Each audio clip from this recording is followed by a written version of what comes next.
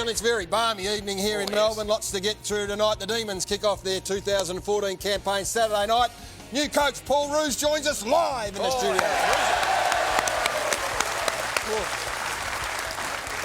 And on Friday night, one of the all-time greats of the game, Dustin Fletcher, breaks the all-time games record for the Bombers, a man rarely seen on television. He's on the Footy Show tonight.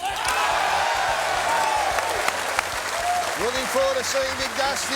Lots of news kicking around. A lot of talk about the Sydney Swans. What is that? Potential unrest up there. Damien Barrett will tell us exactly what's going on in the Swans camp. Also, a little story about the Carlton Footy Club. We've also got the Kokoda track, the last leg. Gary and Sam, do they make it? What sort of nick are they in when they get there? And speaking of Sam, he heads out to Craigieburn for a big street tour. And the superstar panel about to join us. Let's jump into it.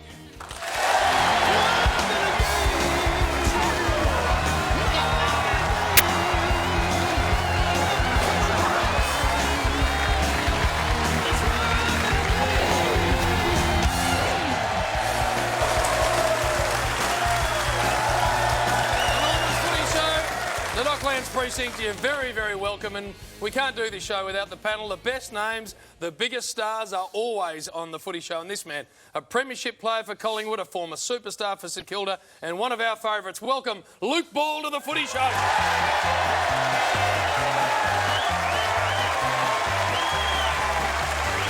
speaking of our favourites, this man used to play for Adelaide, now plays for Melbourne, Bernie Vince.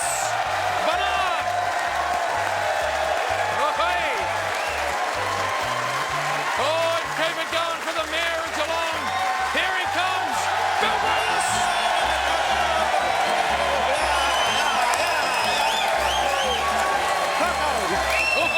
Look out.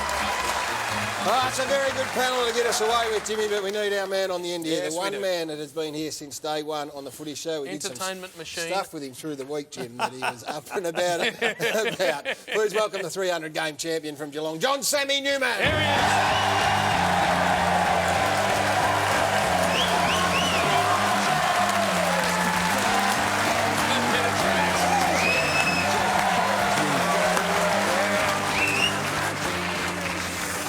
Nice to see you, Sammy boy. Very much. Oh, Mr. Number One. Very big. A person known as the Cinderella Man. Much later in the show, we'll be speaking to very big name in the audience tonight, later on. You brought a special guest, have you? I have personally brought this person in. Won't say if it's a man or a woman. When you see it, you'll know exactly what gender this person is. Very much looking forward to that. A little concerned and a bit apprehensive. But anyway, we're going to get straight into the panel because this is a big night. And what about this man? It's a great pleasure that I can announce that he's a Melbourne Footy Club player. Bernie Vince joins us. Welcome, Bern. Good to see you, mate. Settled into Melbourne town, all right? What's that, sorry? Settled into Melbourne town, mate. I have, yeah. Been over since November and thoroughly enjoyed it. It all happened pretty quick, Bern. I did. know most things that's going on at Melbourne, but I don't know anything about this. Yeah, you've played a huge part, mate. That was obviously happened really quick, and yeah, at the time it was a big change in my life, but I've enjoyed it and love being over here. Well, you're a huge favourite in Adelaide, not only with the fans, of course, but also your teammates. You shared a house with our man, the Texan, and we all know what used to happen in that house. It's quietened down a touch, Bill, since then. But we saw this and thought it was interesting. This is when you departed. Explain what you're doing here. You've got the Texan down on one knee. Yeah, Tex, he did propose to me there at one stage. But no, that was just after our trip to the States. So we thought we'd get in the gear and yeah, take one last photo for the wall. Hard leaving your mates. I mean, you obviously make new ones at Melbourne, but it would have been a wrenching moment when you left. You left him with a little present to remember you by, which we liked. Yeah, obviously still got a lot of mates over here. Have a look at that. I'm a bit worried about him when he with that pillow because he sent me some other photos which you won't be able to show with it. And there's all sorts of tackle and everything all over it. So. And is it true that he's rang you a couple of times or phoned in and just Rung you? Yeah, phoned in. And He's rung you. phoned in. I knew what you meant. Yeah, exactly. I knew because we're a country boy. Yeah, and he has asked you, first of all, which tap is the hot one and which tap is the cold one. And then he couldn't find the power box. Yeah, we kept getting burnt in the shower. So I said the cold tap's the one with the blue on it, and the red one's the one that'll burn you. But he couldn't find the water meter the other day. So where was he looking, Ben? He was looking in the roof. Yeah, had to point that one out to him. But yeah, he's a great mate of mine, Tex, and I do miss him. Yes, Samuel? He hasn't rung you, Bill, not rang you. And mind you, it's anti-bullying week. Yeah, That's so what stop these are. bullying. And now, Gary, I hope you were serious when you said that it happened quickly. Because when I saw Bernie out there, I shouldn't admit this, I thought, surely Bernie's meant to be elsewhere tonight. I'm sure his side is engaged in some premiership You points. didn't catch up with the off-season movements. And he said, I'm playing for the Demons, and I said, bullshit. There was a big headline, Sam. What? Huge headline. You know how old the Melbourne Footy Club is, the oldest club in the world. in the world, and a great club with tradition and history. And Checker Hughes, Noel McMahon. Ivor Warren Smith, yes. some of the greats, real tough bastards. Traditionalists. Yeah, exactly. Yeah. Have Ron a look at this. Barassi. Have a look at this, Sam. This is Bernie, right? I missed a few curfews in my jocks in the local pub, mate. What do you reckon they're thinking about the old timers there? Well, I'll tell you what, they did a full interview, and right at the end they mentioned that, and that was the main grab, the big headline. So I've told Roosy I've changed since then, and that's We'll the thing ask of him the when past. he gets out. Well, here, we have loved your work for a long time, Bern, and especially Grand Final Footy Show. We've been a staple part of that for the last 5 years, and we have an after party that we really enjoy, and you enjoyed it so much that one year you stole Purple's glasses. There it There we is. are. Walking around the nightclub and didn't know where he was. But he is blind too, and I was actually in the toilets with Damo. Who was blind? Damo and I were in the We're all toilet. blind at that Yeah, stage. and you took his glasses, and he's gone, Bill, like he's like a blind man. Like, I'm going, what, mate? He goes, Bernie's taking me glasses. You got to get them back. You got to get them back. And he's walking around. He's hitting walls, getting into the urinal. And you didn't realise. What happened was I just stood up next to him at the urinal, like you do in the men's. And Yes, exactly. he was turning more and more into the corner and got to the stage fright. So I thought, well, I stood there and finished, and he was already standing there before me. So I took him and said, boys, wait for this. And he didn't actually come out. He came down with Billy. Like, He couldn't see. he said, don't do that again. What's that? He was in the toilets with Damo. He was. He was going to the toilet. Standing at the urinal. That's Oh, what the you urinal. generally do, He yeah. might have been having a sniff or something. Come on, Force. Jeez. Not at all, What the Fox. hell? Turn it up. Ouch. Here you go. Let's move on. Luke Ball joins us. Great to see Luke here. Lucas, we'd love to be here talking about your first round victory against the Dockers, but it didn't turn out that way. No, 70 it points didn't. was a bit of a belting in the Yeah, end. it was a pretty ordinary performance from us, certainly after quarter time, and we expect better of ourselves, and so do our supporters and members. So the good thing is we've got 2 long weeks to sit on it and stew on it until we have to play Sydney in 2 weeks' time. Well, that's the bad news, because they had a similar outing. Yeah, that's right. Yeah, I spoke to my cousin Josh Kennedy today and said, "How's your week been?" He said, "Probably very similar to yours. It's been a tough week, but that's the best thing about footy. You get another crack at it." You do, Lukey, but you had a great summer, didn't you? A really, really good summer because you got married. Well done, Luke. And married the lovely Amy, of course, and here we are. Xavier College there. Have a look at that. There's a lovely aim. Yeah, never thought it would happen, Bill, but yeah, it was a great day. Yeah, Well, it was a fun. family day. His sister was MC. His brother was the best man. Mum made the cake. The old man was security. It was unbelievable, wasn't it? And Bill, It's not unusual, is it? Well, it is for a a bit. family to be involved in a wedding. Well, if No? you're in Tassie, it's all right. come on, Bill. Hey, if there's a batting out of your Division 11, you're David Warner too, by the way, Lucas. No, I'll wear that. Fair enough. Not the only one in this panel, though. We No. did, this wedding photo come across our desk as well. We thought this is... Who's that? This Look is at the setup. Force. I'm not sure if that's your wedding day or not, Force, but that's Marilyn. And, Honeymoon, Yeah, wasn't it? that's Marilyn. Yeah. That's some A memories. ferocious set of lollybags you're rolling with there too, Force. My wife of the time and the mother of Mark. Look at What? you. Where was honeymoon? Where do you go back then? Oh, I can't remember where I went on all my Lara? honeymoons, to be honest. I have no idea where I went in any of them. Now, Force, we need to focus on our man Luke Ball's ability at the grand final review to dance magnificently. And, of course, dancing's a big part of a wedding night.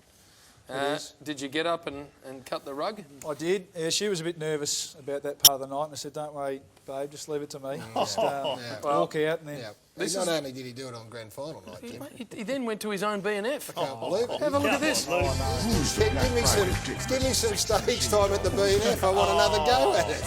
What's that about? It's my only chance of getting up on stage at the B&F, so I thought I'd take it. But it was a bit of a sombre night coming off the loss to Port Adelaide, so I thought we might try and...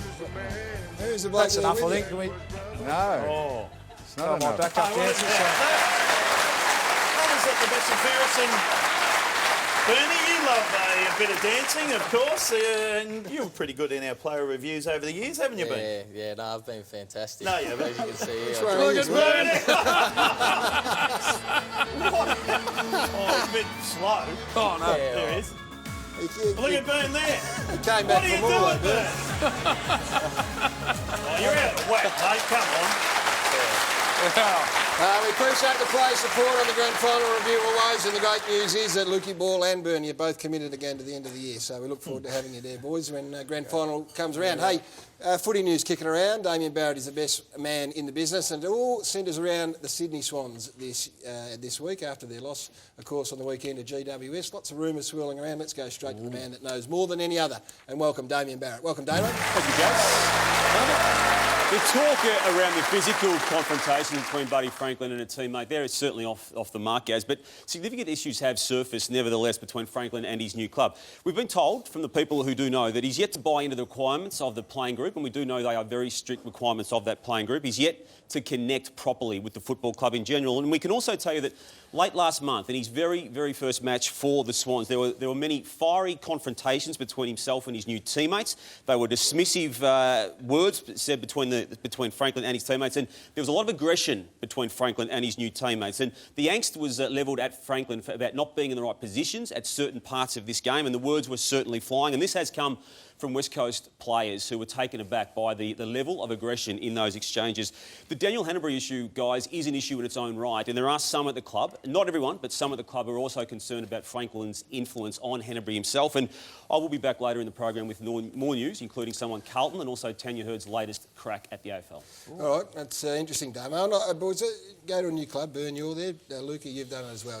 There's an assimilation period, and I'm not as concerned if the Sydney Swans players have been aggressive at him in terms of giving him direction out on the ground. I think it's what makes that footy club such a great footy club, that they are strong in their requirements of their new players. I couldn't agree more, Gaz. Yeah, it's, as you said, you know, he's new, he's just trying to fit in. You know, we were the same. Bernie would be the same at Melbourne, and I was certainly the same at Collingwood.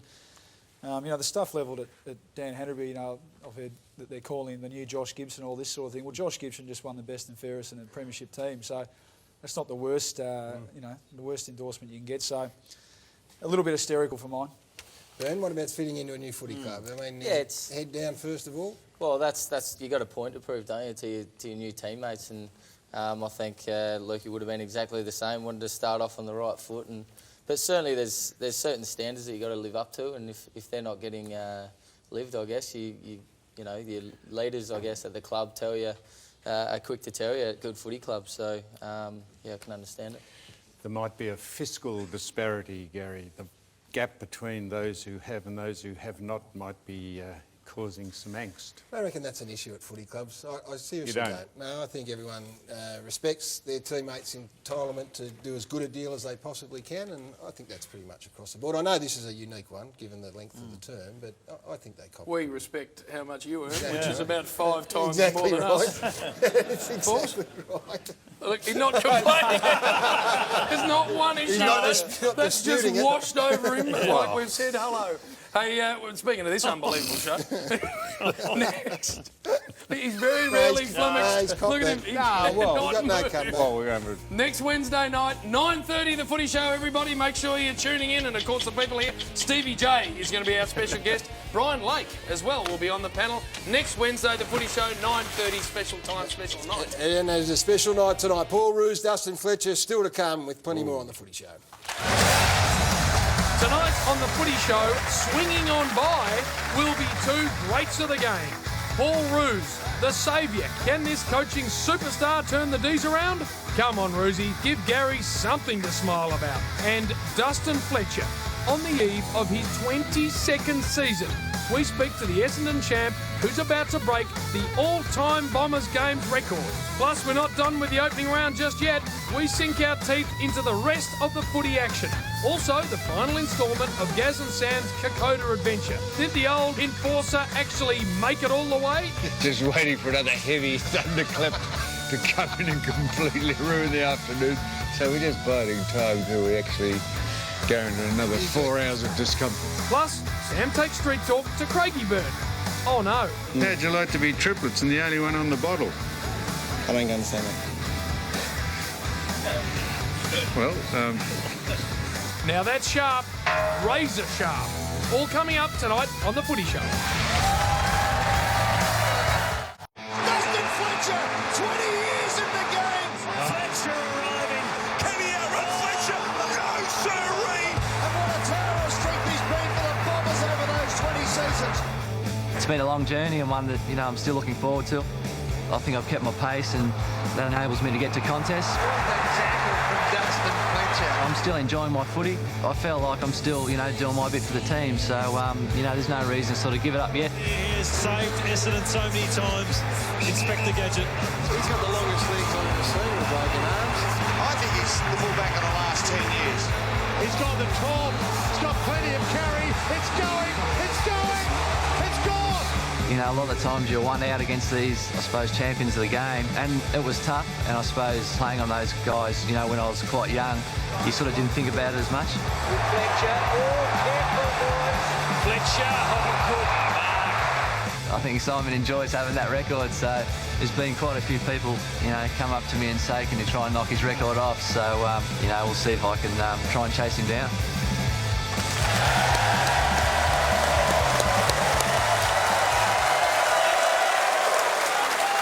Any way you care to measure, this is one of the all-time greats of not only the Essendon Football Club, but the AFL/VFL, set to play game number 379 tomorrow night against the North Melbourne Football Club, and in doing so, breaking Simon Madden's all-time game record at the Bombers. He doesn't appear often. We can't wait to chat to Dustin Fletcher.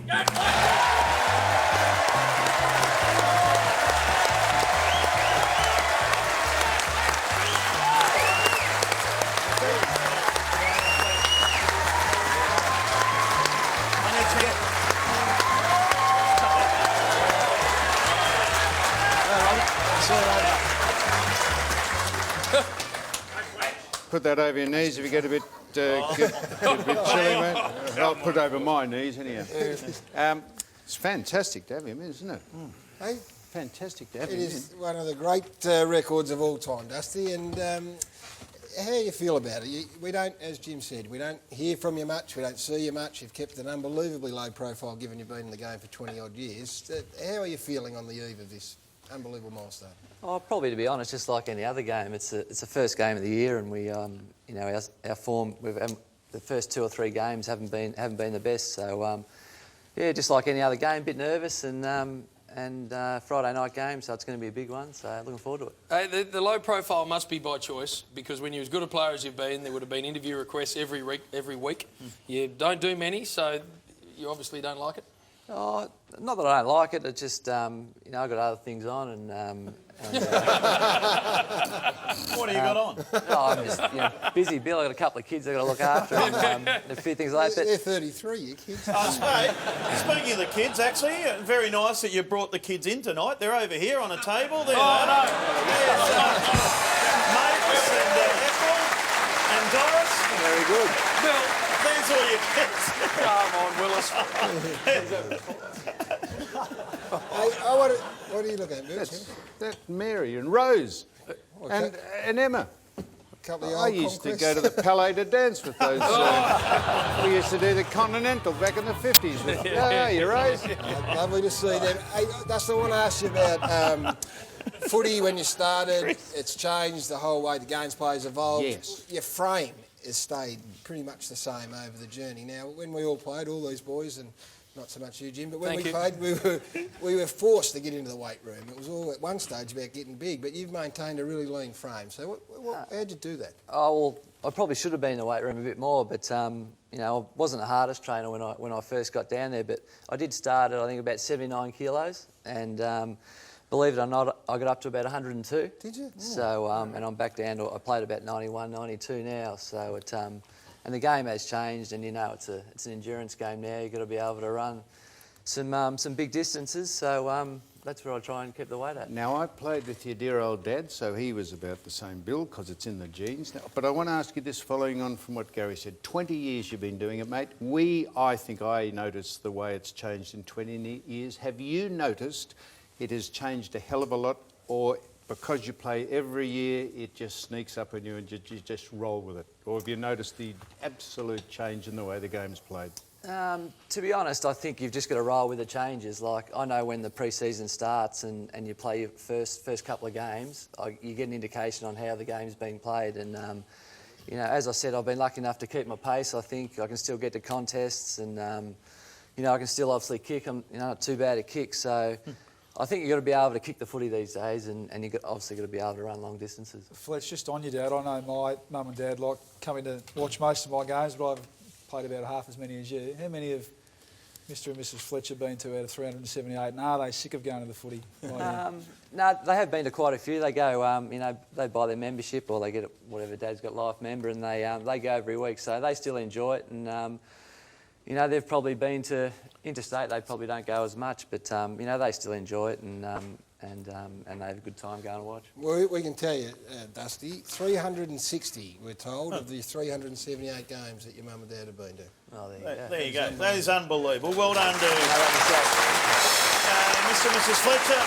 And you would have... It's unbelievable because we played against this man, Gary, you and I. And I retired 17 years ago and he's still going. And how did you go against us two, do you reckon, there, Fletch? Oh, actually, Bill wasn't too bad at kick, but he was a bit slow. He took a while to get there. You're talking to me. You know, a very good player, and obviously Gaz, he was around when obviously Alan Jakovic was one that did kick. You're saying you went to the more dangerous force? He kicked a few on me, but Gaz was, he was a, you know. We got some vision. Let's have a look at it here. I found some vision here. Look at Gazza.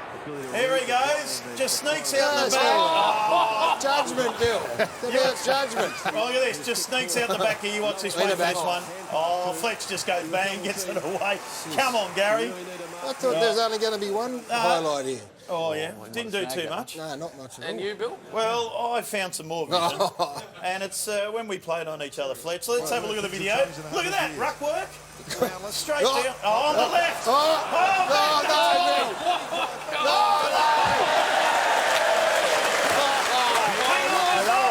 You want me to turn him inside out?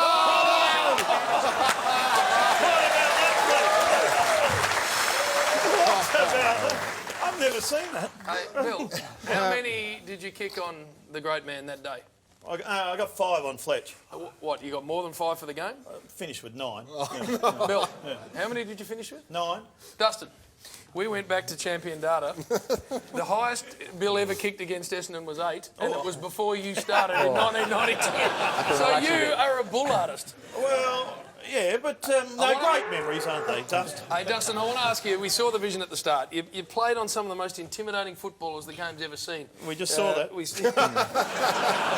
Talking about Jason Dunstall, talking about Gary Ablett Sr., talking about Wayne Carey, but mainly Tony Lockett. You were still at Penley Grammar and you had to play on that unbelievable footballer. Yeah, it was tough, and I say to everyone, my first year, to be honest, was on some great forwards, and there'd be games I got, 4, 5, 6, 7, 8 goals kicked on me, and you just had to, sometimes you copped it, because out at Waverley even with Jason Dunstall, sort of, it was just me and pretty much him in the whole 50, and you got Darren Jarman and a few of them, putting them down his throat. It's pretty tough, but I suppose I learnt my lesson early that you just got to probably not take yourself too seriously, to be honest, because if I had have done that, I wouldn't have been playing, this long. Yeah, Fletch, I was just reading a stat here. 36 players on your list hadn't started primary school when you played the first game. So I was just interested. I'm a big believer in the social activities. So just wondering what you do with the young guys. Do you go for the boys are into the lattes now, or do you go for a beer, or you play cards, or bingo?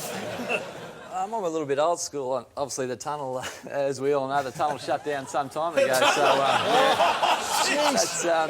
that's well and truly well and dusted. But you know, I'm quite happy for a beer at home, and the young boys still get out, you know, obviously when they can. But you know, every time there's a club function or something that you know, every now and then I'll sneak out with them and get a few into me. Is there a generation gap, Fletcher? I think that's where we're getting at. I mean, there's a photo here of a young Dyson Heppel back in his. Look at that. I guess he rocked up at a junior footy clinic somewhere along the way, and now you run out with him on a weekend.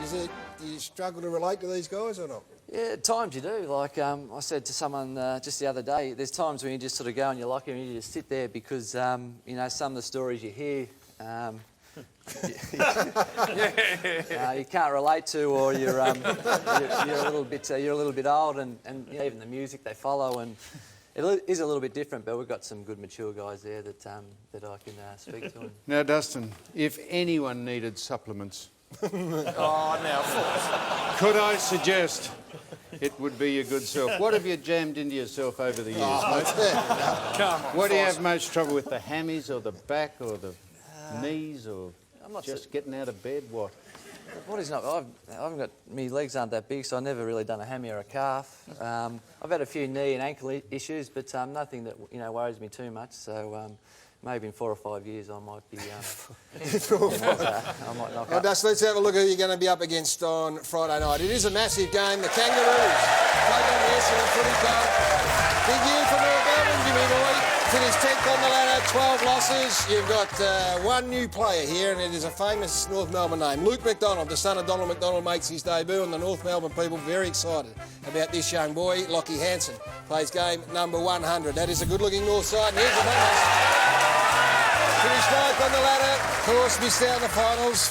Patrick Ambrose, Martin Gleeson and Zach Merritt, who we had on the Footy Show last week or a couple of weeks ago, all make their debut for the Essendon team. The milestone to Paddy Ryder, 150 games. He ain't getting a look in, I'm telling you. And Jake Carlisle plays game number 50. So it is a very big game, boys. The Kangaroos have got high expectations. Yeah, massive game, probably the game of the round, Gaz, I think, and real toss of the coin. I read here that North Melbourne haven't won the first game of the year since 2010, so I know they'd be pretty keen to rectify that, and I think they just might, sorry Fletch, spoil the party. Yeah, I reckon North Melbourne get off to a good start, but I reckon Essendon might overrun them. In Fletcher's big 379th game, hopefully they can get up for him. Yeah, I'm with Bally here. I think North will win this game, beat Essendon. And good luck to Bomber Thompson. How you found him, all right? No, he's been good, Bomber. Yeah. He's been, I've copped a few sprays, but yeah, Bomber's he's fantastic. Yeah. His enthusiasm and the way he goes about it's been great. What about Kevin over all those years? Did you understand anything she'd said to you at any stage? To be honest, not as much as some people, but again, like he mellowed as he got a little bit older. But yeah, no, he's been great for me. He put me in my first game and coached me for 15 years. Of course, the certainty card's in play. I was just going to say.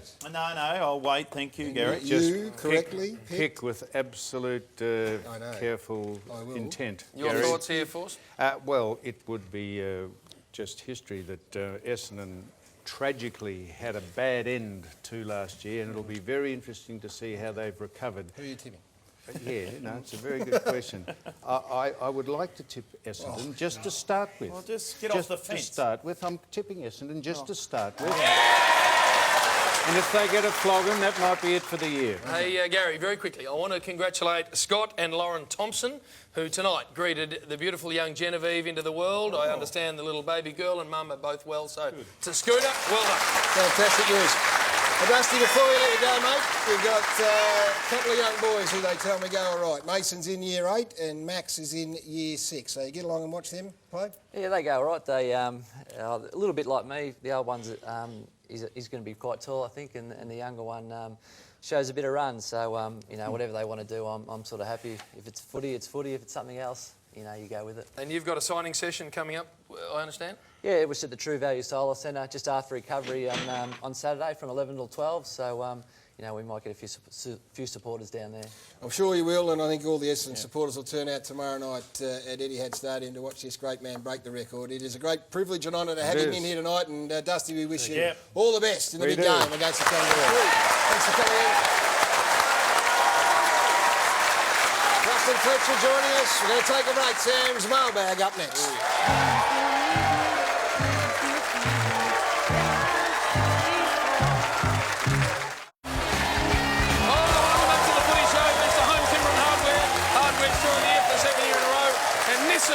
celebrating their 80th anniversary. And while we're on the very serious subject of Nissan, have a listen to this. Last year, we, of course, pulled together a bunch of tradies, Gary, to form the Nissan Navara Tough Love team. You will remember the boys travelled out to struggling local footy clubs in need of a makeover and gave their change rooms and facilities a much-needed overhaul. Yeah, well, we are very pleased to tell you that we've got a brand new Tough Love team and they're bigger and better than ever before. Joining us this year is Chippy Phil, there they are, Labourer Luke, and painters Jason and Jonathan. As you can see, the boys are up, they're ready to go. But this year's a little different. We're not only looking at local footy clubs in need of support, this year the team are also willing to head out to a school or even the house of a player who has a hard luck local footy story to tell. And not only, Gary, is there $10,000 renovation on offer, but our great friends at Nissan, we're going to introduce some in a minute, are willing, Gary, listen to this, to donate this brand new family-proof Nissan X-Trail to our first Tough Love winner of the year. That is unbelievable. Now listen up very carefully. You can get your hands on this. It's completely new, sleek, stylish design, fossil. Now the option of 5 or 7 theatre-style seats, a flexible cargo system. I know all about it. So if you're a struggling footy club, listen up, or have a real hard luck story, tell us in 100 words or less why you need help from the Nissan Navara Tough Love tradies. Your footy club may have been damaged. You may have a great clubman or a school footy friend who's been impacted by serious injury. These gentlemen and the mighty Nissan are here to help. To enter, head to the entry page at footyshow.com.au or via the Jump In app. Look at that chariot, everybody. That is unbelievable. We've been doing this footy show for a long time. We can't do it with the support of unbelievable sponsors, and some of the big heavies from Nissan are in the audience. We want to acknowledge them. Peter Jones, the managing directors here, as our senior execs Greg Moore and Peter Clissold. On behalf of everyone, we appreciate your support, boys. And that is going to get some local footy clubs, local schools or players that have had a tough time very, very excited. Footyshow.com.au or via the Jump In app. $10,000 and the first winner, that car. That's first in, best dressed. That's first in, that thing right there. The X-Trail, brand new, everything's new. And a red one. Oh, Bill, have a look at that for a car. Fast one. Don't make your stories up because we'll be checking. No, we'll find out. And the tradies are sensational too. So we love all of that. Now, Force, it is time on the Footy Show for Sam's mailbag.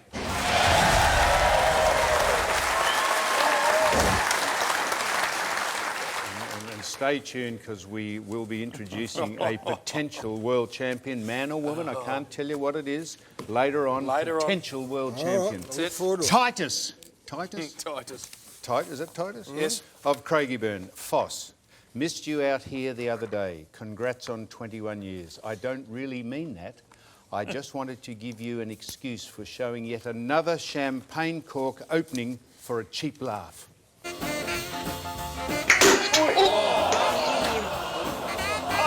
Oh, no. That's not good, Foss. It's pretty good. Not good at all. Nasty. Hey? Nasty. It's pretty humorous. It was nasty, though. It's good fun watching it. Do you have security on Street Talk? If you do, don't take this guy. Now, the old bulletproof vest. This is a bulletproof vest. Not covering much. That's either Hutchie or Bill. Who is that? Oh, come on. No, it's not me. Hey, Fat, isn't it? No, hey, Sam, say sorry, Bill. Yes, sorry. No bullying. That's what that is. And I found this... Now, I'm going to ask you two boys here. And I found this on a bench after you left. He's just...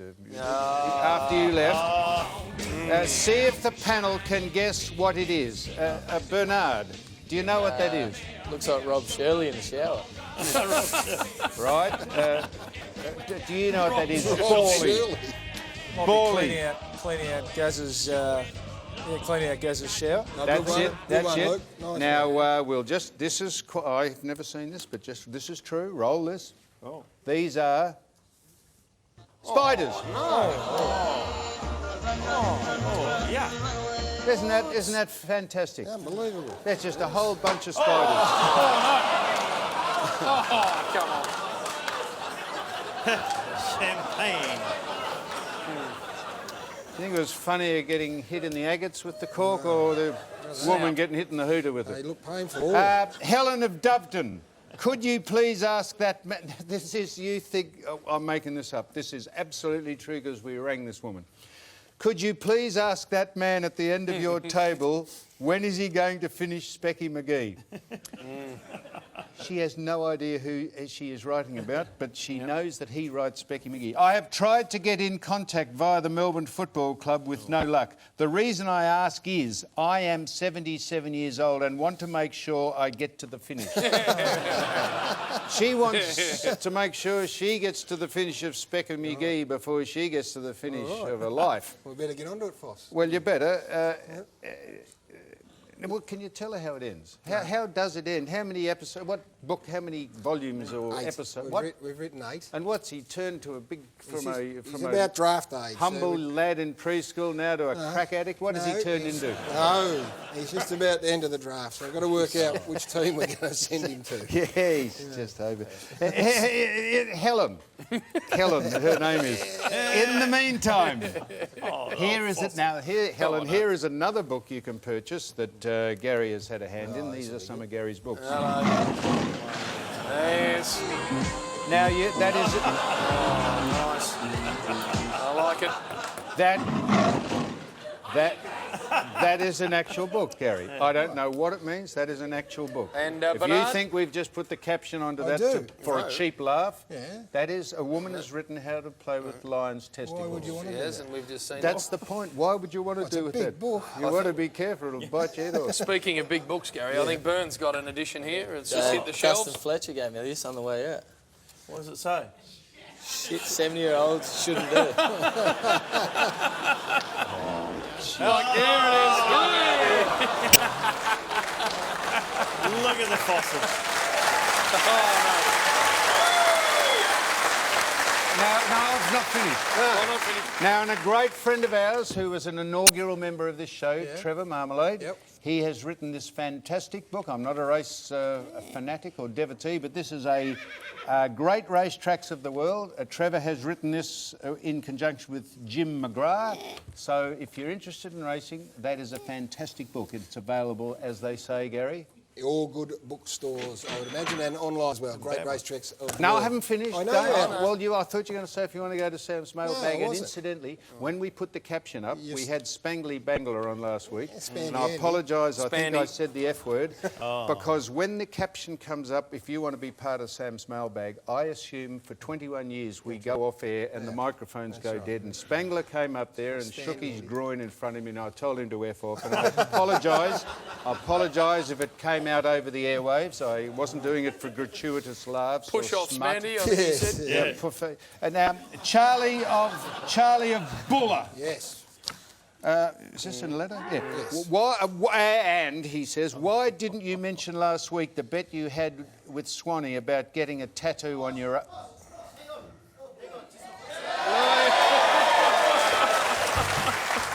Why didn't you mention it?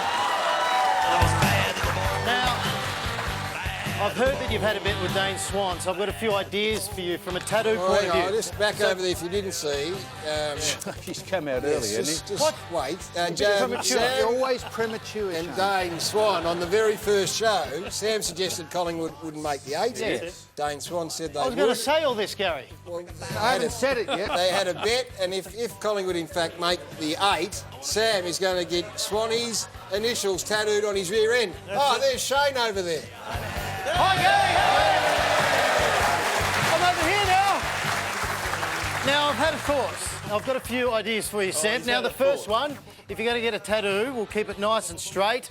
We could put Dane Swan's face, the initials there, not too bad. You happy with that? No, we can do better than that, Gary. All right, Shane. I'm over here now. Yes. OK, the second one, we could go with this one. I think it's... oh, no, it might go this way.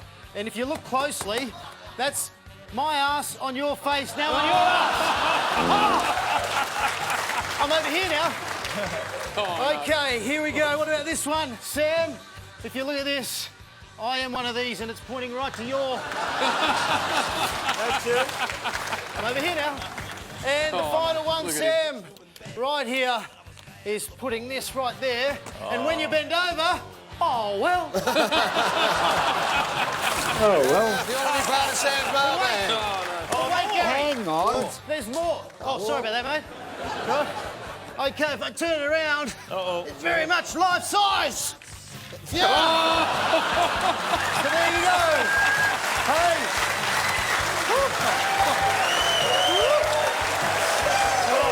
Sam's Marmot, GPO Box 9, Melbourne, Victoria 2001 is the place to send in stuff. Or sam's.mailbag@9.com.au or go to the website footyshow.com.au and just stay there for a minute, Shane. So, Now I'm here. Stay there. so we're on again, are we? This is how I got into. This is how I got into trouble last week. We're on. Oh, we're on, are we? Yes. Hello, testing. Yes. I wouldn't worry about my tipping. So far, Bawley, your side is going beautifully because I think they'll be very lucky to make the 8. What I would worry about if I was you, Shane, is getting your cruet baldly cut next week because you had a bad tip last week and you will be shorn absolutely stone motherless bald next week. This... I promise you. That's right, last week we had our certainty cards in play. In the ad break, I suggested to Shane that I was going to tip Sydney as my certainty, and he said OK, and then he did this. Hey, sorry. Funny. Can I beat you. No, I beat you. Yes. No. Dal, did I say I was doing this? First in, best dress. So I'm going for the Swans. Yeah, so there you go, smart ass. So, I'd rather put my head up his backside. Oh, I'm stuck. The GWS then duly saluted. So there are... Bill and I are still to play our certainty cards. If either of us tip a team that loses by more than 31 Who are you going points, for, Bill? I'm waiting. I'll just wait for this game. Well, he's not in it. He can't get any bolder than he is. What's he got to do? That's the point. We will lose our hair. So if I tip a certainty and it gets done by more than 31, Just a haircut. I go bald. Can I assure... Same with Bill. Yeah, Can I assure the viewer that this is not a gimmick? He will be, I promise you, as God is my witness. Yeah, absolutely. Or else I'll get our special guest later, which I can't introduce, man or woman, who built the living suitcase out of you. He will be shorn absolutely bald, not the number 1 cut or 2 cut, completely. And we can tell you he's bowling been ball to management at Channel 9 to say that he's got postcards and get away. I've got a family. And all that sort of stuff. And they turned around and said, bad luck, Shane. So that is the... Well, do you know what I think of that? What? I think that's... Great. I'm out of here. So go on, Jim. All right, that's next week. Make sure you're watching. But now, it is time to turn our attention to the footy and the Hawks. Take on the Brisbane Lions down in Tassie. Launceston. This team here have not put a foot wrong since winning the flag last year. They have smashed their way through the pre-season and they come into this as well as any team in the competition. The Brisbane Lions, they take on some nice names involved in this team. James Aish being one of them. This is a highly talented young, very high draft pick, 7 in the draft. Lots expected of him, Lewis Taylor and Michael Close as well. But boys, hard to see how anyone is going to get the better of the Hawks in Lonnie. Luke Ball, let's start with you. Yeah, I think despite missing 7 of their premiership players from last year, I think they look so sharp in the pre-season. Yeah, for this game, 7 of their players. That's almost a third, isn't it, Sam? Almost a third of their team. They still look so sharp and they've got plenty of depth, so I think they'll be a little bit too strong for the Lions. Bert? Yeah, we played the Hawks in the last NAB Challenge game and they taught us a footy lesson down there at Casey, so I can't see how Brisbane are going to get up at Aurora, so Hawks by plenty from there. Well, if you listen to everyone, it's only Hawthorn and Freo. We may as well stop the season. But Hawks have been very good. Down at Lonnie, they should win. But some great signings for Brisbane during the week. Tommy Rockcliffe, who's a really good player, Green, and Jack Redden. So they're going all right. They're building again under Leper there. So good luck to the Lions, but Hawthorn for me. Samuel? Go on, Gary. If the Brisbane Lions have got any intestinal fortitude, they will lift so high. I'd love Brisbane to... beat Hawthorn, I'll lose every hair on my body. Oh, no. We need a whippersnipper and That's okay. Yeah, Righto. so they will win and win well. Tim O'Brien, new player. Derek Wanganeen, also a new player for the Hawks. So that's my certainty. So that's safe. Shane's still nervous. Bill's still got a certainty to tip. We're going to take a break and Paul Roos is going to join us next on the Footy Show.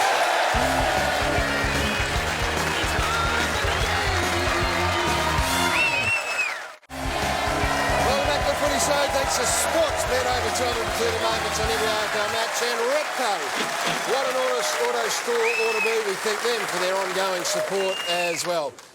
Fair to say it's been a lean few years for the Melbourne Football Club, but when this man was announced as the coach late last year, the excitement went through the place, and on Saturday night he makes his debut as the Demons take on the St Kilda Footy Club. Please welcome one of the all-time greats of the AFL, Paul Roos.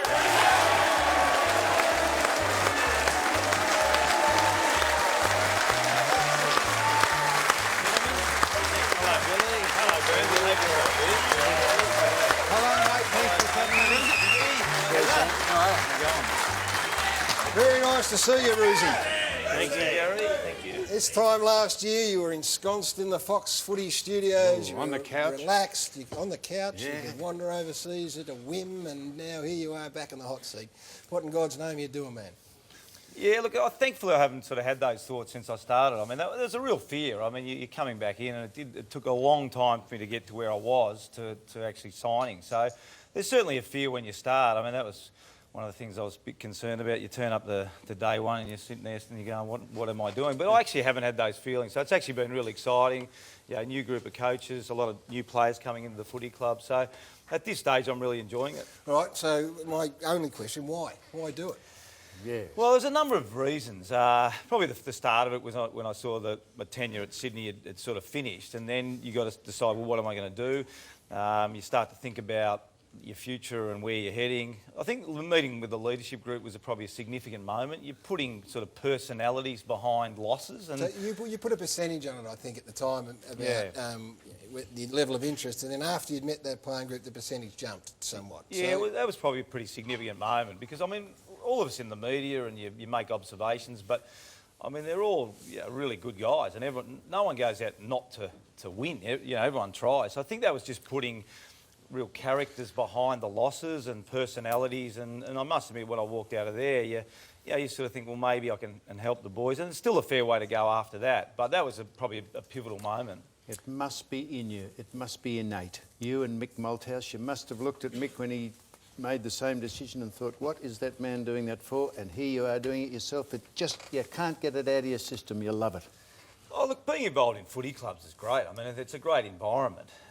Probably, I said this about 2 weeks ago, if it wasn't so public, it'd be the best job in the world because you go and watch tapes and you're with the players and you train and you get to run around the tan after the boys. So it's a healthy environment. Yeah, that'd be good. If it wasn't I've seen Billy run up Anderson Street Hill. He does very well. If it wasn't so public, but that's it, Paul. You put yourself on the chopping block every single week. Yeah, and that's probably the biggest difference, that makes it such a high-pressure job because everyone knows the result every single week and, the fans are so great. They come to watch their team compete and win. So that's the part of it you really got to think through. Do you want to put yourself back in that environment rather than the actual coaching side of it? It's really the public side of it more than anything else. All right, so game day, Rosie, let's project ourselves forward. You're back in the box, and that is one of the most pressured environments anyone could ever experience. How's that going to go?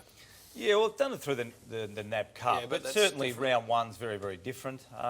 Look, I tend to think once you get into the box, most of your job's been done. I mean, there's very little you can do on game day. You can sort of change things tactically, you can change matchups and you can guide the players. But I really feel once you walk into the box, you're really handing it over to the players and it's really up to them. Hopefully your preparation's done. You train during the week, but all the preparation you do since November. And then, I'm not going to say you're relaxed in the box, it's far from it. But in a way you're saying, look, hopefully we're prepared and hopefully we're ready to go. It is, because I watched it closer than most because I'm a Melbourne supporter, and it's been brutal watching them for the last 2 or 3 years. Have you had enough time, do you think, to be able to change the way they feel about themselves, the way they're going to play? We've seen them in the NAB Challenge with this high possession game, which was foreign to people who watch Melbourne. They couldn't get the footy in the last couple of years, and all of a sudden it's 450 plus possessions. Have you had enough time to implement that, and will it stand up on the weekend? Look, probably not enough. I mean, you'd rather have more, but having said that, the players are ready to play. I mean, you can only do so many sessions pre-season. So, look, have we had enough? Probably not, but I'm still confident we're ready to play. The players have responded really well. I think having guys from other clubs has really helped. There's no doubt there's some scars. I mean, if you're a team that's won 2 games and been belted around the ears, there's some definite scars, and I guess that's what we really don't know. Probably the 3 games were a really good indication. We felt we've really improved, but then we got belted by Hawthorn, and that just gave us an idea of, I mean, how far it is to get the old 12-team competition. It was hard enough to get from 12 to 1 in an 18-team competition where we finished 17th. It's a long way to go, and we were really shown that when Hawthorn played against us. We've still got a long, long way to go. Yeah, big forwards being unavailable ain't helping you either, Roosy, and you've got great stock in this area. Of course, Hogan and Dawes not playing. And Mitch Clark, we don't know enough about the story other than that it needs to be treated really carefully. Yeah, look, absolutely. Look, Mitch, he's away from the club now and being looked after medically and making sure he's okay. And look, and the club have been really, really supportive of him. And our main concern now is that he gets right healthy. And then, look, if he comes back to the club at some point, hopefully he gets the footy boots back on. But that's the furthest thing from our mind at the moment. And you've got some stars at the club there, some very good on-ballers who have been good cross. And this man here, how is he going? Is he training well? And does he get to training on time? Yeah, well, he missed training, nearly missed a game, didn't he, Roosy? He nearly missed a game. He got the tram. I think I tried to get the tram and then run about 3 Ks and then produced a best on ground. So we're going to get him a tram on Saturday to Etihad Stadium. But no, look, it's been really helpful. I think the guys from outside the footy club have been terrific because Bernie comes with no baggage in terms of the win-loss of the Melbourne Footy Club. Crossy's the same. Dom Tyson, Viv Mitchie. Yeah. I mean, they've all come from a young club in the Giants, but the other 3 have come from successful footy clubs. So having those guys has just been invaluable to the current Melbourne players. We love this, Roosy. James Frawley, someone you're going to be desperate to hang on to because he is a star, All-Australian. He was asked at a recent press conference when he'd be re-signing. We know it's tongue-in-cheek, but we liked his answer. Have a look. Put it out there, Roos. Hopefully he can sign a couple more years. So he does well done. That's bungaroo speak. If he didn't quite understand that, he said if Roosy signs, he will. That was the gist of what he was getting at. Yeah, look, I understand. I mean, we're now in an age of free agency, so every club's going to go through it. And look, we need to present a great footy club to James and all the Melbourne players to have them signing. So I don't have a problem with at the moment, with James. He's got every right to just hang on, make sure we're heading in the right direction, and make sure he stays with a good footy club. Go, Sam. You said it's been really helpful, him coming over. He's got no baggage, yet up where you used to coach, there seems to be some conflict up there about people drifting up from premiership sides and playing. You must find that bemusing. Well, being coach of Melbourne now, it's hard enough worrying about your own football club, let them worry about other football clubs. So, look, we've got enough problems in our own footy club to sort out in terms of our game style and bringing players in, and we've got a new coaching staff. So, look, what happens at other footy clubs certainly out of my control. As an aside, if I may, in 2007, we met a man out on the streets and he said he was a close working companion of yours. We want to know if you recognise him and if you could back him up, because this was he. I used to work with Paul Roos. I beg your pardon, sir? I used to work with Paul Roos. Ball Roos? Paul. I thought you said I used to work in a ballroom. No. You used to work at the Sydney Swans? No, I used to work for Deodora. Yeah, Deodora. We used to work together, Paul Roos and myself. What did you used to do at Deodora, sir? Paul Roos, I was a cleaner over there for a while. Are you a janitor? I see. So you used to work with him. You were cleaning, he was running the company. Yeah. I see. Yeah, he was I suppose you were working with him. Yeah, That's he was a very good bloke. Technically, that is correct. Yeah. Yeah. He was the boss of Deodora. Yeah. And that man was a janitor. Working for the great Bill Tyson, whose son Dom Tyson is now at the Demons. Hey, Billy, Oh, let's big have a look game. at this game, please. Saturday night, Etihad, 7:40 goes, and the Saints did not win a NAB Cup Challenge game. Here they are here. Some newcomers, Luke Dustin, Eli Templeton and Jack Billings, who big raps on Jack Billings, so good luck to those new boys there. Take on the mighty Demons, who are very pretty good. With a 14-point win over Richmond, and they did all right against Geelong. Hawthorn cleaned them up there, but a couple of new boys there. Jay Kennedy Harris, which is a bit of live wire, I think, Roosy. We'll get that. And And Alex, of course, has come from Norwood and he'll play tomorrow night too. Alex, what's his name? Giorgio, yes. That threw me a bit a little bit. But tell me about Jay Kennedy Harris. He's a bit of a live wire. They like him. Yeah, he is. Look, he did particularly well against Richmond and gives a bit of speed and agility up in the forward line. And he tackles hard. I think he kicked 3 goals in the last quarter. So, look, he's really had a good pre-season, trained pretty much every session and really, earned his position in the side. 68 kilos. He's only a little whippersnipper. Who you like him, Bully? Who have you tipped, Bill? Oh, it's another toss of the coin, but yeah, maybe I will. I think I'll tip the Demons, given I'm sandwiched between the coach and Bill, long time since Melbourne been at $1.55 from sports. That is amazing. They've lost their last 16 games at Etihad. All right, Bill. No, well, that's just a little stat, Roosy, that I'm sure you would have went over a couple of times. Would have went over. We covered that, yeah. Would have gone over, Bill. Bern, who's impressed you in the group when you got there? And you've probably seen these boys play a lot. Who's impressed you? I reckon all the young guys, the young draft picks in Jack Watts and Jimmy Tumpus and Jack Trengove, the way they train is quite unbelievable, and the standards that they have at the footy club. So that was probably the biggest surprise to me coming in. But on Saturday night, we just need to be competitive, and Roosie's spoken about that a lot in the media. Just if we're competitive for long enough, we'll win the game. So I think the result will take care of itself. If we're competitive enough, we can win. Yeah, Samuel, we're all hanging on your tip. Absolutely hanging on. No reflection, please, on Alan Richardson, because he hasn't started his campaign. And we wish him well too. Of course we do, but I think it's extraordinary that Melbourne would be favourites, and they'll be favourites for one reason only, because he's in charge. It certainly helps. There's no question. And also, Rosie, unbelievably, the Saints have had no luck, given that Stevens, Montagna, Del Sano gone, McAvoy gone. It's a very young group, probably as young a group as you'll come up against, aside from the expansion side. Yeah, look, it's every coach's nightmare when you're going through pre-season, the losing players. So, look, they're in a similar situation, trying to build their football club and build their brand and their style of football. But they've got some talented young kids coming in, and that's the exciting thing for both teams. I think some young, talented boys running around. Let me do the implore the Melbourne supporter base. Yes. 31,000 at the moment, 345. It's up 3,500 on last year, which is great. 6,000 are unrenewed. If ever there's a reason to sign up again, it is now. Joined by 5 o'clock tomorrow night. You go on the draw to win a car, thanks to AHG, the new sponsor of the Melbourne Footy Club. What you do, the Western bloke's going to sign up. And as a club, the Melbourne boys want to get to 40,000 to enable to compete with the big footy club. So go to melbournefc.com.au, get on board, get there to Etihad Stadium and watch the Demons take on the Saints. Hey,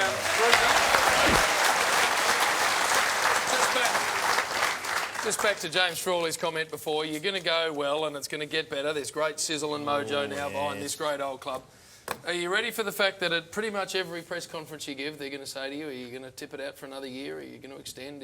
What's your standard answer going to be there? No, not really. I think at the moment everyone's pretty clear. If it does become a problem for the footy club and they say, look, Rizzy, we need an answer, I'll decide as quickly as possible. But, I mean, Peter and Glenn understand where I'm at. And, we've just got to start competing, as Bernie said. I mean, it's not about myself. It's about our footy club and going in the right direction, and that's what we're focused on. And so before Bill jumps in, so it is 2 years with your option of a third.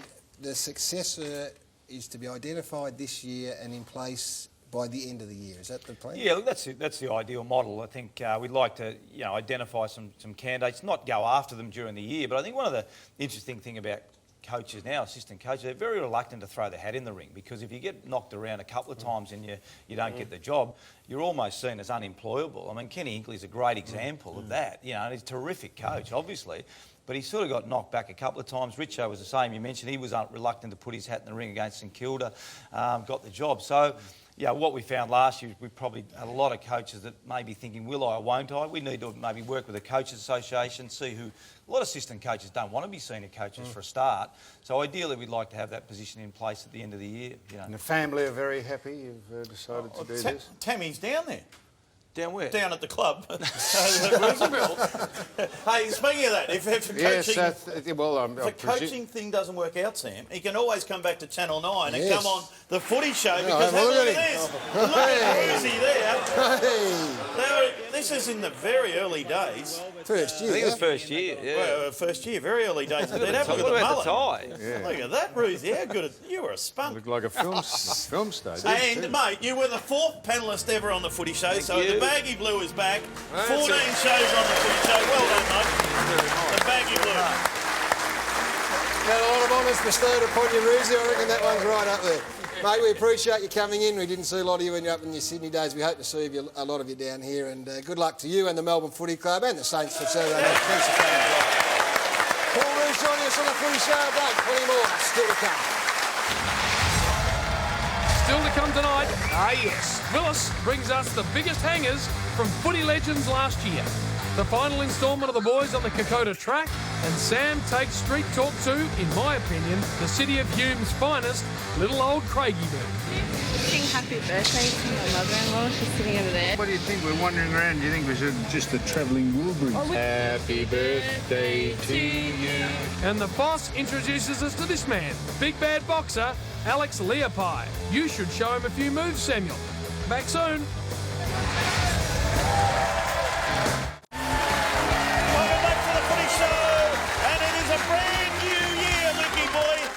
Have some massive brand new prizes. Some amazing prizes, Bill. Thanks to our friends at Sportsbet, they're providing an amazing weekly prize of $1,000 for our winner. Hey, well read, well done. First up, have a look at these, some magnificent grabs from last year. North Albury take on Myrtleford. Have a look at this grab by the North Albury player here. Kick deep into the forward line. You're guilty. Familiar. Look at that. Look at that, Lukey. That is a big hanger. Good grab. Okay, number 2, a familiar face here. Bombers forward Leroy Jetta gets some serious hang time. Leroy. Their reserves team over Werribee and shows him a bit of candy too. This is what we want sent in. All these will win you those fantastic prizes. This is from the Geelong Footy League versus Golden Valley Footy League. That is Shaden Bloomfield, I think it is. Have a look at that. Great player in the Geelong GFL. That is a good grab down there at Timbers Stadium, of course. Send your entries to Almost Footy Legend GPO Box 9 Melbourne 3001. Don't forget you can upload your legends directly to the website at thefootyshow.com.au. Gazza? Done, Bill. Now, before we... Thanks to Sportsbet, our weekly winner takes home $1,000 cash, while our runners-up get $500 each. With over 230 markets on every AFL match, check out sportsbet.com.au. Thanks to Home Timber and Hardware, our major winner receives $5,000 in home gift cards and a toolbox full of $45,000 cash. All up, that's a $50,000 prize. What about that as a way to kickstart the renovation you always wanted? So if you want to do it right, go where the tradies go. Home Timber and Hardware. There you go, Billy boy. That's it.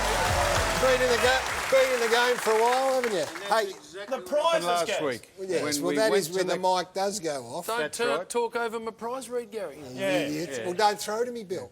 Now, before we go on, the game tonight No. is over. Just a minute. What? Don't tell them. What about the people in Adelaide who are half an hour behind and the people in Perth? Don't tell them the score, because you'll ruin it for them. Well, don't tell them, because this is my certainty. This is my certainty. Hang on. Hang on. To it, Bill. Stupid fat. Oh, sorry, but no bullying.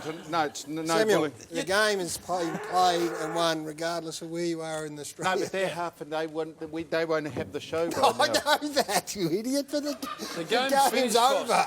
Doesn't matter where it is. But they won't have got our show, and then they might be not knowing who won, Gary. Foss. And if you're in Perth, be 3 hours before Well, if they they're know. watching the show, What? which is irrelevant, It's the game's live finished. on Fox anyway, wherever you're living, Foss. It's over.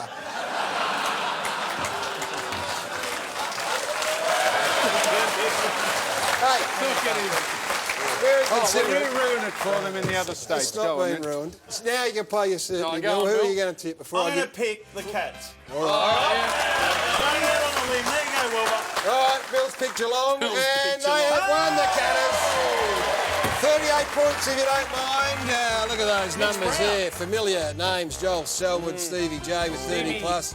Jimmy Bartels kicked 4. Mitch Brown with 3. I can't even see that. And Joel Selwood kicked 2. He did. And right, Yenshi and Sam Kerridge high possession winners, the Adelaide Crows. It was a moving tribute to Dean Bailey, of course, who was an assistant coach over there at Adelaide. Hamish McIntosh got things away. I think a first kick in Geelong jumper as well. Yeah, straight through the middle. Look at that. Paddy Dangerfield, the staff for Adelaide Crows, was really well held by Cam Guthrie, but what about this? Jimmy from the boundary, Paddy from the boundary. Jimmy Bartell took the game by storm. Sensational second quarter, kicked 3 goals in the second quarter. And gave one away as well, so he's going to spend more time up forward. Looks pretty open, Gary. Pretty open game, Force. Sam, it is, yeah. We watched Paddy Dangerfield there, just getting the Adelaide Crows in front in the last quarter. No. And then it was all over. Oh, Stevie! Mitch Brown. Stevie J getting the job done. Mitch Brown. Hopefully this is a sign. How open is that game? Well, we watched fast the first running. quarter and a half, boys, didn't you? It was a very fast-firing game, but they got headed in the last quarter and then must have just gone, hey, enough of that, 38 points. A couple of other things, Lucas, that we saw in this game. Firstly, Josh Caddy got kicked in the head. A bit of friendly fire, but have a look at the claret that comes out of this young man's box. That's nasty. So he went down in a screaming heap and then got carted off with, as I say, claret flowing everywhere. Okay, just a flesh wound. But it's a tough game, Luke Ball. It is, Jim. He had plenty of those, Bally. Yeah, and of course, Jimmy Bartell playing game number 250, kicked the 4, kicked 3 1/4 to open the whole thing up, was acknowledged by the Geelong faithful. Carried up the ground, and that is a very nice way to open the season, I would have thought, Bill, for your boys. And the old Crows, they must have been competitive, Burn, to be able to be in front in the last quarter at Simmons Stadium. Yeah, Geelong started well, and it's one of the toughest things to do is go down there and win. So, they to their credit, they fought back and hit the front. But, yeah, as I said, Geelong very hard to beat down there. Bet you're happy you've ruined it for half the country. You are borderline. You're a killjoy. You're smarter than this. Now, you ever think about it? You be quiet and ever think while we talk to our next guest. Take borderline out of that sentence, Gary. Time for us to welcome the best newsbreaker back. Damien Barrett, everyone, is here. Purple. Start by asking you where Carlton and Bryce Gibbs are at. Yeah, JB, they've got a challenge to retain him as a Blues player, but we raise his name tonight not for those reasons. There are other reasons. He's one of 3 big-name Carlton players who has lost money in a failed investment in property, which was arranged by a former director of the Carlton Football Club. The other 2 players are Mark Murphy and Cade Simpson. The director was Richard Newton. The property was in Mount Eliza some years ago. It got affected by the global financial crisis, and the players and the director all lost money, collectively in the hundreds of thousands of dollars. Newton was a strong candidate as recently as late last year to replace Stephen Kernahan as president of the football club. He has since resigned from the board. That happened late last year. We've been told that the failed property investment was a reason that he stood down from the board. He has denied that. We did contact him, put that to him, denied that being the case. We also asked the AFL for a comment on whether this investment infringed upon the AFL salary cap rules. There was no comment at all from the AFL. That is standard practice when it comes to specific matters, but Carlton and the players' managers have told us that the AFL was aware of every aspect of this deal. So the salary cap implications obviously would be the greatest concern with these sorts of things, but we think that's going to be okay? Well, we think it's going to be okay. It is uncommon, though, for footy clubs to get directors involved in this, and other clubs are aware of this situation, and they cannot believe that this club, Carlton, has gone down this path with its own players, with a director. Well, we'll keep an eye on that. James Hird spoke on Wednesday night on the Hangar on the Essendon Footy Club website. Yeah, and they're just 24 hours before the club's season opening match tomorrow. The Hird camp has again put itself and played itself as the victim in this battle with Asada and the AFL. This is James Hird's wife, Tanya, earlier tonight on ABC program 7:30. I heard David Evans say to James on speakerphone, I was taking notes, I take a lot of notes, on the 25th of July, David admitted that he said to James, go into Asada and tell the whole truth, but don't say what Andrew Demetrio told us. This is not the first time that the Hird camp has gone down this path, that there is a different version of events as to who alerted whom at which particular point in time. But it's incredible timing that James Hird 2 nights ago on the club's website and also its own program on pay TV can do what he did, and then for Tanya to then come out tonight at a time when the club is pleading with everyone, absolutely everyone, to move on from what James Hird put the club through. And they've asked us in the media to do the same. Mark Thompson is wanting everyone to move on, and yet here's the man who's going to come back round 1 2015 through his wife, putting out a very provocative statement 24 hours before He's going There's nothing match. puts a torch to it again, doesn't it? Nah, It hang does. on. It does. And just on that too, Sam, before you have your say, Andrew Demetrio, I've conversed with him tonight on text message and doesn't want to comment at this stage. You cannot blame the other camp for fighting for their reputation. No, that's true. You cannot No, you blame can't. and their soul Strange and their timing. credibility. Strange timing. If it keeps 2 going, days before the first game. if it keeps going and going, and it was started last week because Asada wiped their hands of it and put an independent body in, how weak is that? What sort of toothless tiger is that, Mike? No, we're not talking about that. We're No, just but, talking about that came up. They had a chance last year, Sam. They ultimately accepted the sanctions that the AFL gave them, and now they're playing this out after the event.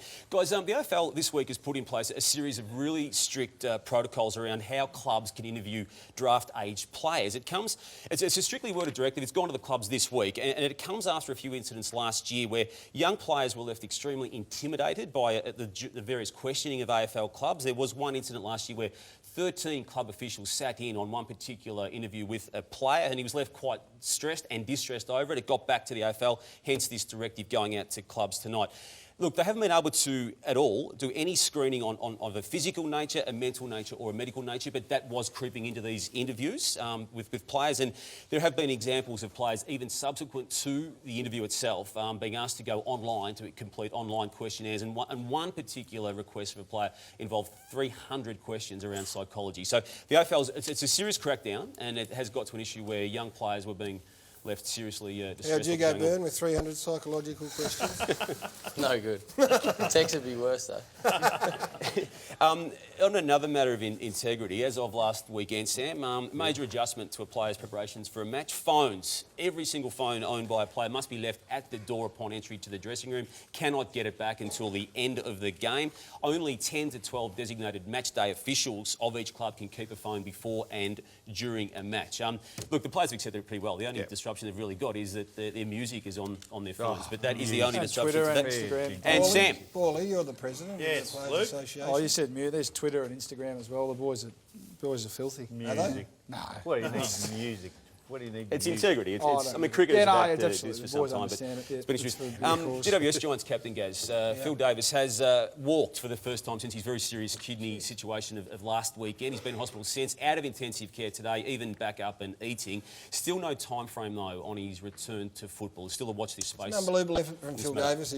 Injury occurred in the first quarter of that game against Sydney. Played the whole game, was in the rooms afterwards, sang the team song and then collapsed. So we wish Phil well and hope that he can come back fitter and stronger. That's it, Warrior? That's it. Very nice and done. Damien Barrett.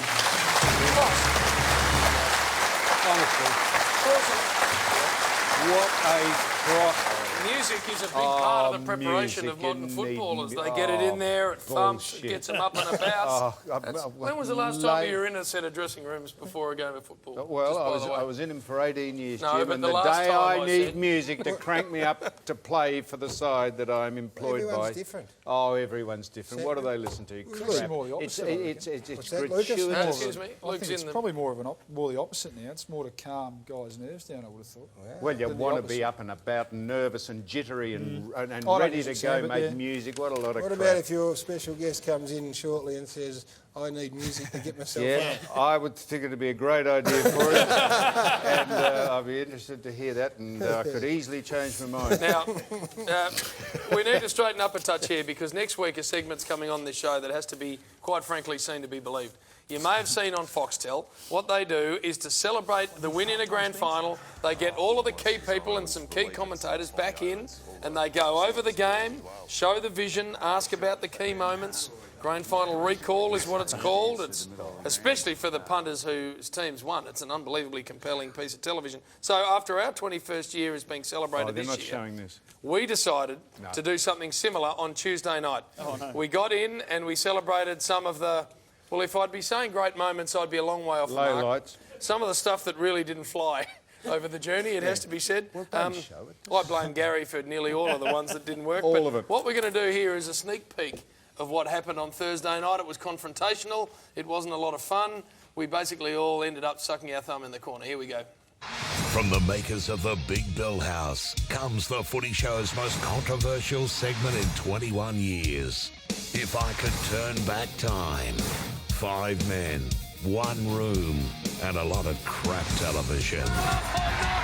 This was Gary's idea. Right, go, dickhead. How come you've been in every one of them and they've all been shit out? Forced to relive moments they'd rather forget.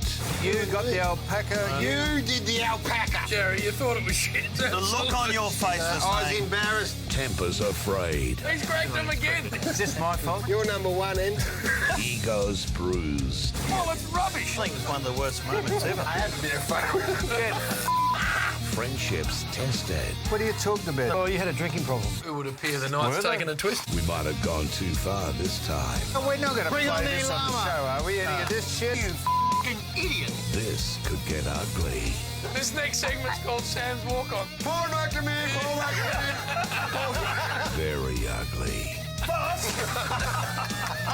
The boss is gone. He's a walk off.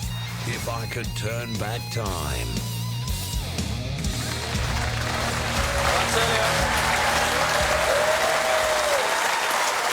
That is coming up next week. It has to be seen to be Tim, believed. So there were segments that don't work on the show. Yeah, which that's it. And why would you highlight them? 21 years, you could get some things that were good. Because we're different to everyone else. We laugh at ourselves. Well, I'm not laughing. And what would be fun? I'm not laughing. Well, you he reckon? didn't laugh because he walked out. He sucked it up. He and got angry walked- again. And walked off. You did. So Through why And popcorn. we all laugh all at the ourselves. things that don't work have nothing to do.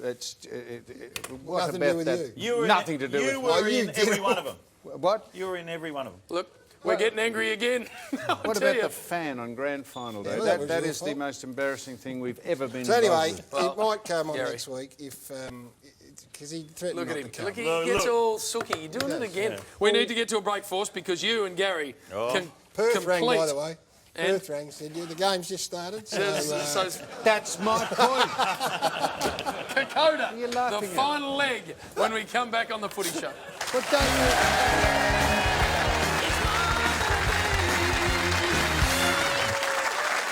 What we've done is we've likened this to a Melbourne Cup race. In this case, Sub-Zero has come out of retirement, the old grey, and at the start of this he said, don't worry about the first 4 or 5 days. On day 6 I'll make my move, and did he make it today on a very treacherous downhill. He just said, stand aside, let me take the lead, and he did. And he just has not looked back. Sounds good, but I felt dysentery coming on and I thought I'll rush to the river before I actually defecate over everything that I've got on. After day 6, luckily it's getting easier. Oh, yeah. We met the Fuzzy Wuzzy Angel, valet, and he was thrilled to see us early in the morning. Is it impolite to ask how old this gentleman is? 101. You, what, 101? Yes. Are you? Holy... He's 94. Shut up, Gary, please. But they have a thing that they pare open with a paring knife. The beetle nut. It's a beetle nut. Chew it into a paste. Well, it's drugs, is what No, it it's is. not. And you chew it and it goes all, your gob goes red. And your head swells into the size of a watermelon. We arrived at a village after a couple of earlier tourists had been on the beetle nut, and there was men and women running around the camp with their underpants over their head, pretending they were flying a Sopwith camel. It was extraordinary. When do I spit the whole thing out? And he said there was no effect, but he was doing handstands in his tent last night. I sang every song I knew. Sam is going to sing a very special song for you guys. Round of applause for Sam. Shut up, Gary. I've got you under my skin. Come on, Foss, you follow me, please. I'm going to, guess. That's what I've done the whole 8 days. We just finished a very tough climb. We're feeling a bit sorry for ourselves, and then 15 kids from Tasmania, our school, came through, and they were smiling and laughing and skipping, and so we had to straighten up very quickly. When they get to Minari, they'll be happy because they'll have a roof over their head, which, when you come from Tassie, is a bonus because you're lucky to have a roof in your mouth. You can just grab one from somewhere. He's almost had it. He can still come up with a zinger. That's why he's the #1 media talent in Australia. He's down on his hands and knees, he's nearly out. But he still comes up with an absolute ripper. I haven't had as much fun since I went to the all-night dentist. This is extraordinary. And still they come. Where's the track? Me. Is this it? Been people slower than me? No one's I'm the winner. Yeah. Thank you, somebody. Humidity is ridiculous. Here comes the champ! Here comes the champ! Hold me up, for Christ's sake. I am going to do a group email to all his close friends just to explain how incredible he's been. Wait till I tell the folks back home this. He's 67. He's so afraid of his comfort zone, it's not funny. Look at that, just spat on himself. That's what we want. Yeah? That's what you guys did. That's what we all did. Don't ever forget that view. The emotion of walking through the arch will be immense, I'd imagine, to finish the journey. I feel fulfilled. I did a fair bit of whinging while it was happening, but the elation of finishing and knowing that we have done something significant in our lives. Historically, it's great to do it because, as we've spoken about, gives you a great appreciation for what we've been through. And I was a great source of amusement to Gary, of course, because I'm not really, this is not my go, of course. But, nor mine. Oh, no, but Gary just found complete and utter mirth in most things that I did, and I'm glad that I was able to amuse him for 8 days flat, straight, without taking a break. And what had happened if I hadn't been here? Yeah, OK, I will.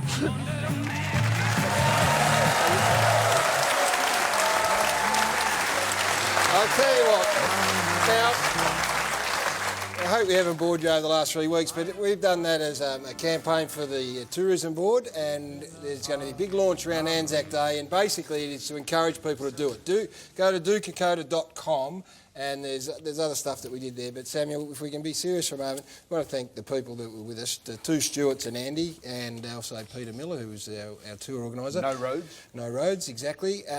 But if there's someone sitting at home thinking about doing it, that is the Kokoda track, your advice?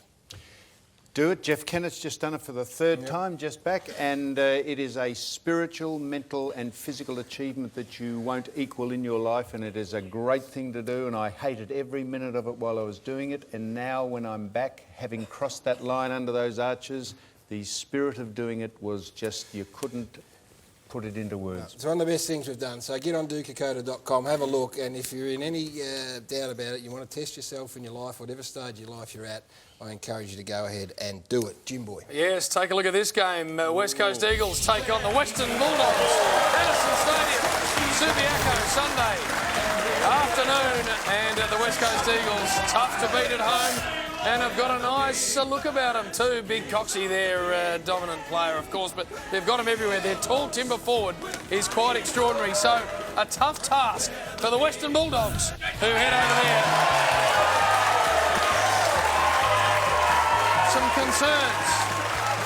Some concerns over Ryan Griffin and where he's at and how soon he's going to play football. One of the superstars of the game, Ryan Griffin, but real concerns as to how much footy he's going to miss. Hey, a couple of things here. Firstly, good luck to Dom Sheed, taking pick 11 national draft.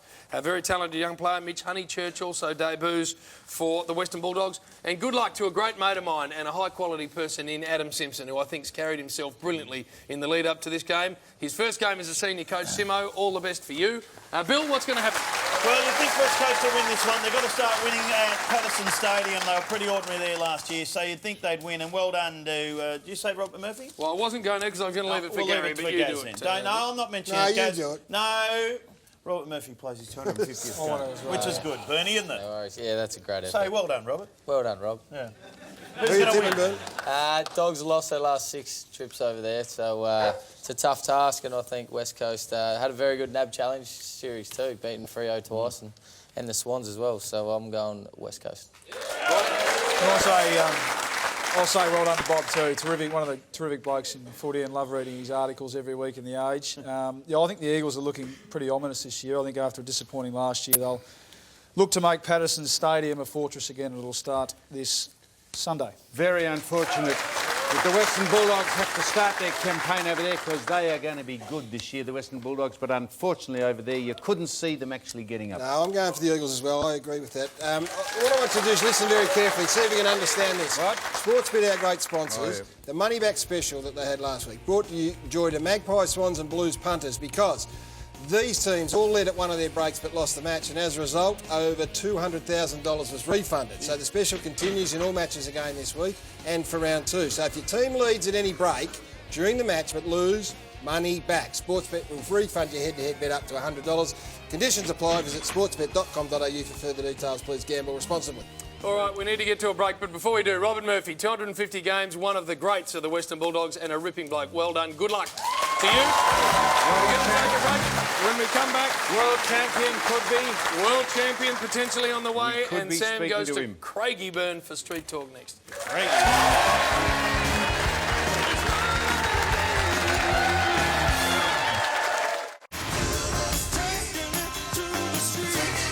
So GWS beat Sydney. Does that mean I'm going to jump on the bandwagon? You betcha! I'm starting up my own new club here at Craigieburn. What's all This is the this? Footy Show. Oh. We're trying to put a new franchise side into Craigieburn. What do you reckon? Do you reckon it'd be any good? I reckon a brothel, mate. A brothel? What am I supposed to be doing? Well, you don't have to be doing anything. Tap dance? Can you do a tap dance? Did you? Look. We're all right, Craigieburn. We're a good bunch of people. No.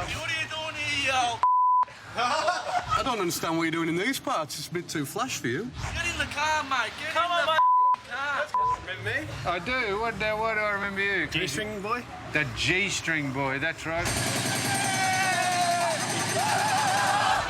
All right, how You are you? gave me your little banana years ago. How much? What have you graduated to this year?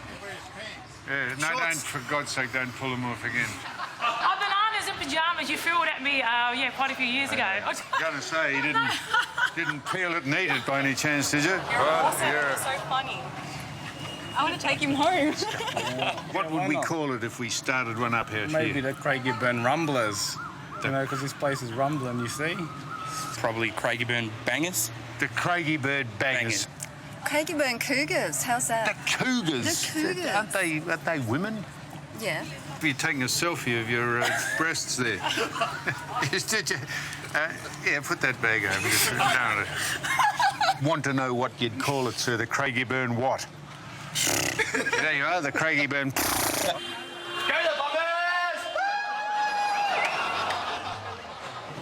And then probably Craigieburn North. Craigieburn? North. North? Yeah. Yep. What is that? Just north. You got like North Craigieburn, South Craigieburn. Oh, pardon me, a direction of the Craigieburn compass. Central. I beg your pardon. Craigieburn Siggy Butt Brains. Yeah, there we go. The Craigieburn Siggy Butt Brains. What's that mean? Yeah, you haven't seen it? Oh, you go on Facebook, man. It's a short video about Siggy Butt. Yeah, it's about the Craigieburn Society. Shiggy butt, mate. Hey, what you doing, mate? What you did, Oh, well, you know, my daughter was only a couple of years old, so I toilet trained her. You probably need toilet training at your age. Oh, you little. Stuff, I got you back, baby. Very, Is that very- real? Of course it's real. Does it look real? And you could either buy someone like Buddy Franklin, or you could buy a pie at the Footy with that. The sauce is $2 at the moment at Ferguson Play.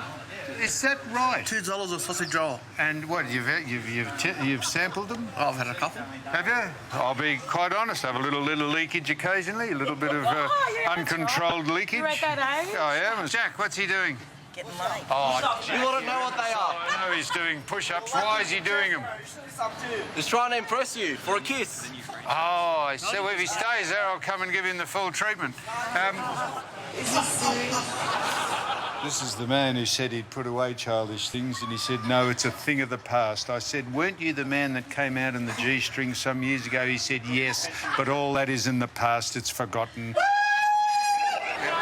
Well, now you're talking. I've met any woman who's taken my banana in earlier days. Oh, yeah, you're only dreaming. All the best. You too.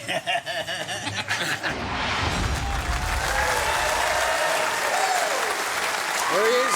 Sammy Newman out of Craigieburn, amongst his people, Jim. He likes getting out of Craigieburn. Hey, we see him excited from time to time. I know. But since the start of the Footy Show this year, he's gone on and on about the special guest that he's going to bring into the studio to talk to before this special guest goes and attempts to do something that has never been done before. I don't think, anyway. So I'm going to throw down to our man Sam Newman with the said special guest. Sammy. This is the contender for the heavyweight championship of the world, Alex Lepi.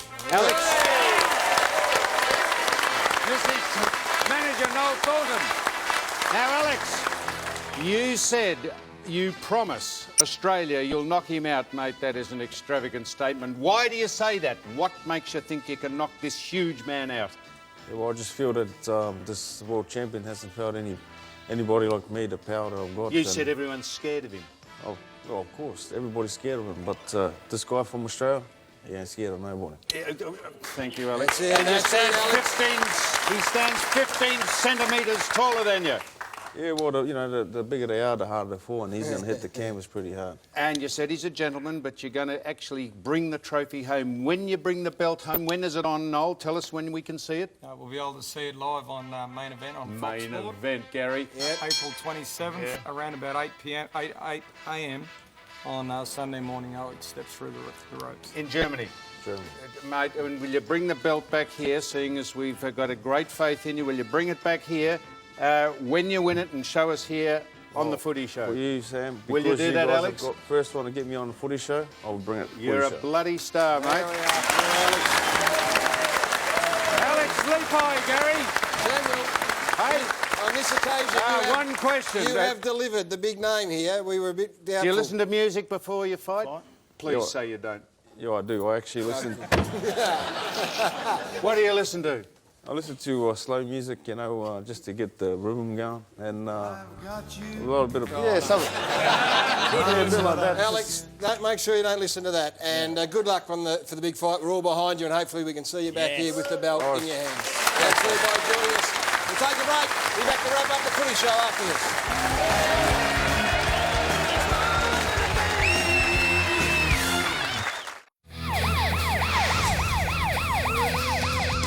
My rant's to Sam Newman. I'm sick to death of all last year you're talking about Essendon, how good they are.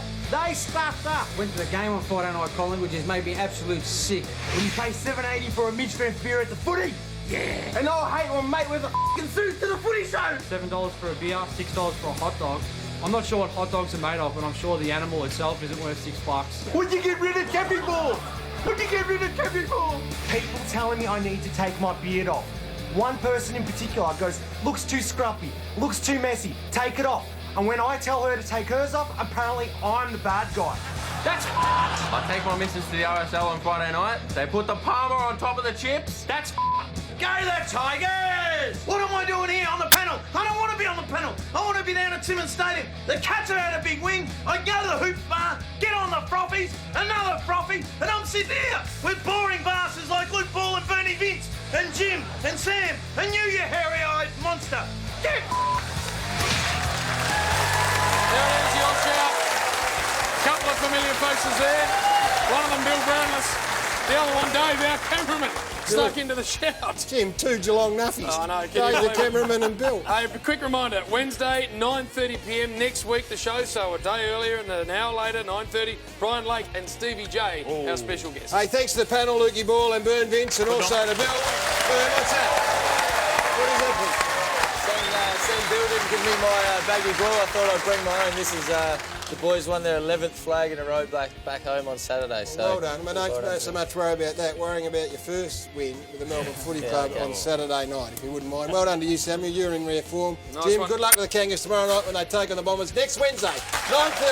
We'll see you then. Good night.